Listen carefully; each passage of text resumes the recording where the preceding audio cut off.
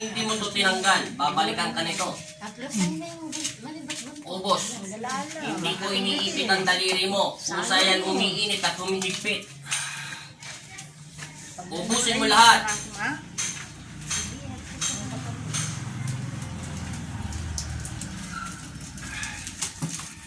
Ubos. Lahat. Wala kang ititira.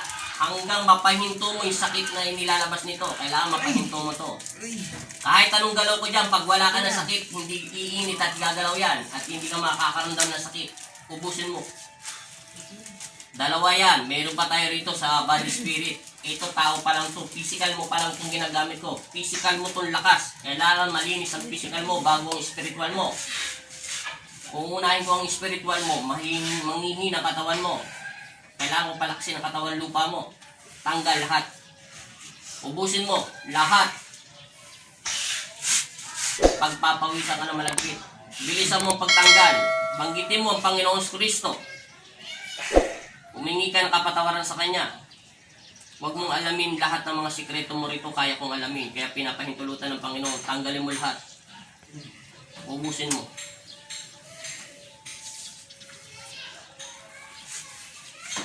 Ubus.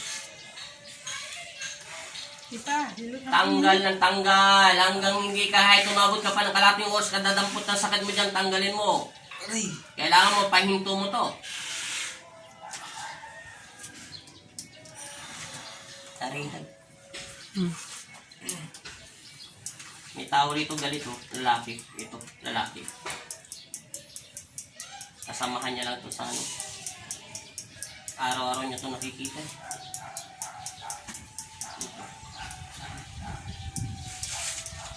Galit tao. Ito, hindi ko pa ito alam dahil hindi ko pa ito ginagalaw. Ubus. Sige, pagpatuloy mo nagpatuloy. Marami pa yan, no? Hindi mawawala yan. Sabi ko sa'yo, pag binitawan ko to, babalikan ka nito, mas higit pa ang mangyayari sa'yo. Sinasaktan ko na siya sa loob ng katawan mo. Kailangan ko painitin ng buong katawan mo para lumayo siya. Lahat.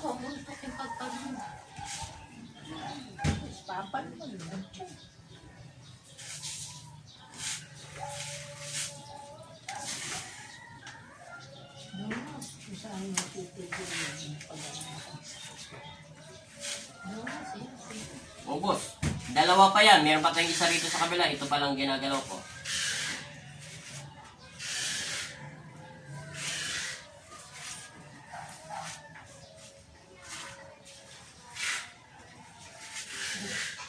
Habang tinatanggal mo yan, tinatawag mo ang Diyos. Walang makakatulong sa'yo kung hindi ang Panginoon. Hindi kita matutulungan. Humingi ka ng tawad sa aking Ama na Panginoon mo rin. Sa lahat ng nagagawa mong kasalanan, lahat ng tao may sala. Sa isip, sa salita at sa gawa, sa buong pagkatao natin. Walang perfectong tao sa buong mundo. Kay pare man, madre man, etc. Pastor, lahat nagkakasala. Ang bata lang ang walang kasalanan sa lupa. Punutin mo lahat ng sakit mo. May power yung kamay mo. Gamitin mo yan. Pinahiram na ng Panginoon yan. Pansamantalang ipinagkaloob ng Panginoon sa yan. Kaya pagputihan mo na. Ang tawag niya na spiritual. Naririnig mo lang ako.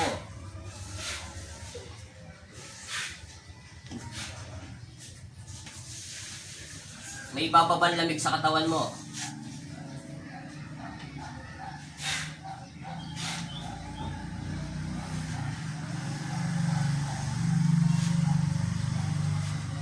Buong katawan. Hindi lang yan. Hindi ko rin alam kung saan yan pinaglalagyan ng demonyo. Maitim lang to eh. Nilalang to ng ilalim ng lupa. Sa mga puno lang to nakatira eh. Mga laman lupa to. Ayaw pakausap ng Panginoon eh. Wala akong magagawa. Siya magpapasya.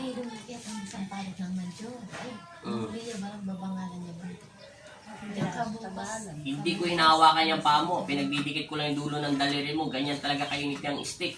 Iinit yan basta kung mayroong nakasapi sa ng katawan mo, hindi iinit yan kahit anong galaw ko sa paa mo. Hindi ka makakaramdam ng sakit. Huwag kang mag-alala. Walang kapaso-paso yan. Huwag kang gas-gas-gas yung ilalim ng paa mo. Maaari lang kung sinanibang ka ng exorcist, talagang pipiyok ka. Akala mo iniipit ko yan, nakasadulo yun. Kahit nakaganyan lang yan, hinahawakan ko lang yan. Masakit pa rin yan, oh. Sige.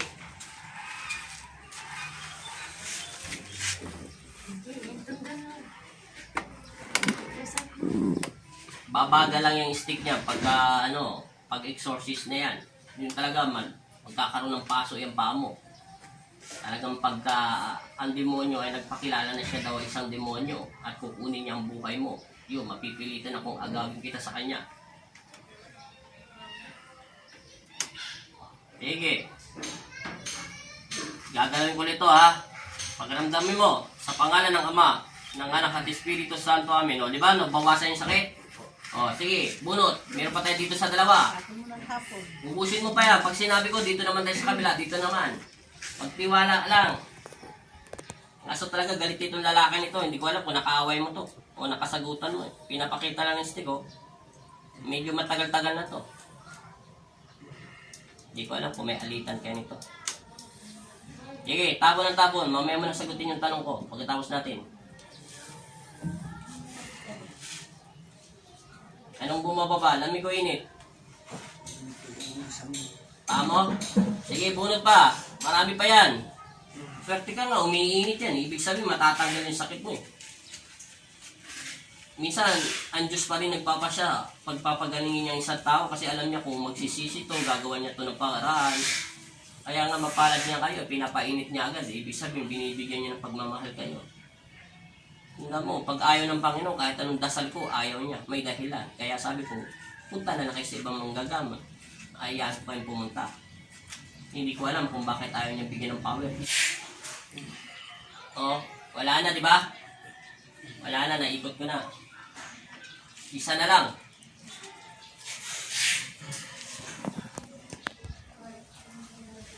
Antay mo yung bumaba yung init at lamig. Huwag kang hihinto hanggang hindi bumababa yung init lamig. Hindi ko alam kung dito magsisimula rito, galing sa bunbunan mo. Dalawa lang naman pag-umpisa niyan. Dito, sa ulo mo.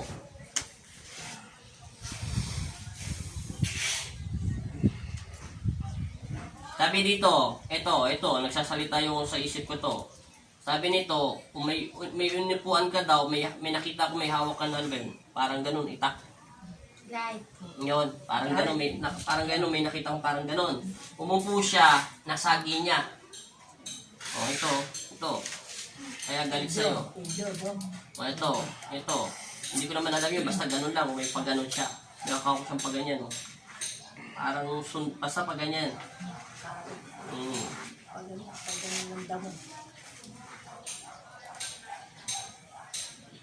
Yun lang ang pinakita nito, wala na.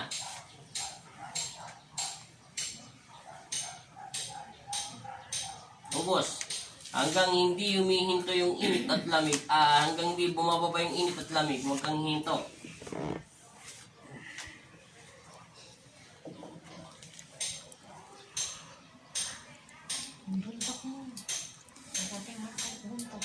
Magdasal ka nga, sabi ng galing ng Panginoon, no? Pumunta ka daw sa tahanan niya. Dalawin mo daw siya. Kita mo, sinasabi ng Panginoon, mismo ang Diyos na nagsasabi sa akin yun, no? Minsan daw, dalawin mo siya sa kanyang tahanan. Bahala ka kung ano relihiyon mo. Hindi nga po Nakakasano siya. No, dito. Dasal ka dun sa simbahan. Wala akong problema, kahit anong relihiyon, walang sinabi ang Panginoon. Basta dalawin mo daw siya sa tahanan niya. Yun ang sinasabi ng Diyos, oh. Minsan kasi ang mga tao, kailangan natin manalangin na ngayon kasi minsan, may dami na kasi sakit. Tama na. Huwag kang didilat. Huwag mo muna ito, ano. Saglit lang. Ipainitin ko lang, ha? Huwag mong bibitawan. Pag sinabi kong ganun mo, pa mo, ha? Pikit. Sa pangalan ng Ama, ng Anak at Espiritu Santo, Amen. Masamang espiritu, umalis ka sa katawan na taon to. Patahimikin mo to sa pangalan ng Jesus, Amen. Pagpag. Pagpag sa lupa. Yan. Gayahin mo ko, Panginoong Jesus. Panginoon Jesus. Amang Nazareno. Pakiramdam mo to kung hindi to sasakit, ha. Panginoong Jesus. Panginoon Jesus. Amang Nazareno. Panginoon Nazareno. Ama sa langit. Ama sa langit. Ako po si... Ako po si Akala mo? Lani. lahat, Sagat. Gutierrez. lahat Gutierrez. ay nananalig Nananalig. at nananampalataya. Namatay. Patawarin mo ko Patawarin mo sa aking mga nagagawang kasalanan, sa ating mga kasalanan. sa isip, Sa isip, sa salita, sa lista, at sa gawa. Ama, magbabayag loob ako, basbasan mo ko ng iyong mapagpalang kamay, upang kagalingan ang aking mga naramdaman sakit. Kung hindi kayo ang una sa ating buhay. Amen. In Jesus' name, Amen. Yan po.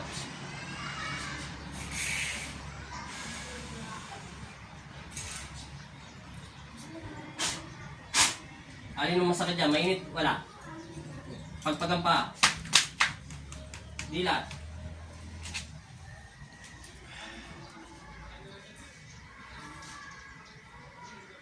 Pantay na.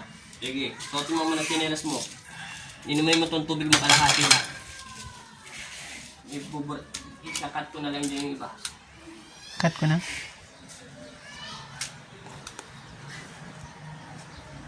Kalahati lang. Kalahati lang yung baso. Tama na. Magdadasal pa ko. Lakad mo yung katawan mo. Tak-tak mo yung sakit mo. Pagpag mo. Lakad ka. Sige. Pag mo. Pag mo. Bengkatin mo ang Panginoon. Jesus name. Habang pinatagtag mo sakit. Okay. Tumalon ka para bumaba yung sakit mo. Dalawang yung tiyan mo. Huminga ka ng normal. Inhale, exhale. Tapos angat mo yung mga braso mo. Anong pakaramdam? May masakit pa? Sigurado? O tingnan mo yung daliri mo. Baka sabi mo, sinugatan pa yan ha. Silipin mo, baka may gas kahit katiting. Pimuko ka. Ano? Ganun mo pa mo, lakasan mo. Para bumagsak yung sakit mo sa katawan. Ano? Mabigat o hindi? Yung katawan mo. Agang? Okay na? Tinaman mo yun? Okay na? Opo. Ano pakiramdam?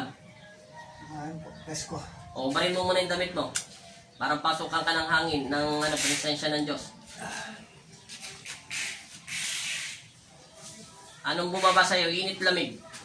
Lamig po. Saan galing yung lamig? Sa buong katawan mo?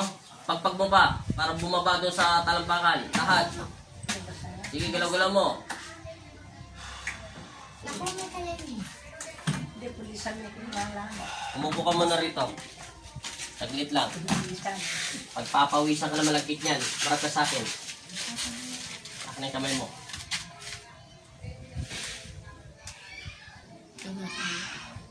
Ito Ben. Ito Domingo. Ito Domingo. Saan siya? Kapag nitong delani na nakintang... Okay na, hindi na, tama na. Ah, Baka makali eh. kaya pala kayo witness. Straight. Katawan, straight. Straight pa. Labas ang yeah, natural. Relax lang.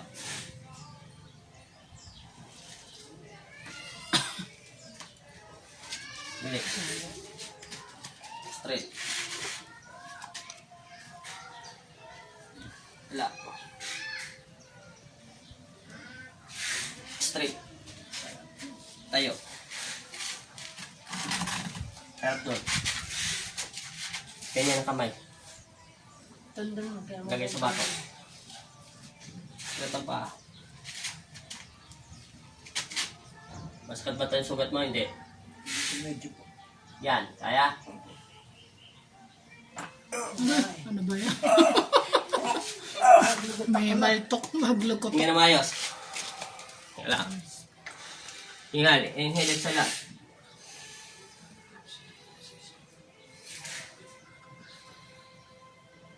Inom. Ubos.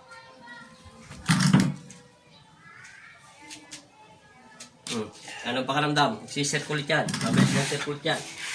Ano? Ano? Eh, ako ba? Ano naman? Masakit pa katawan mo? Hindi nakasukat. Ano? Nahilo ka hindi?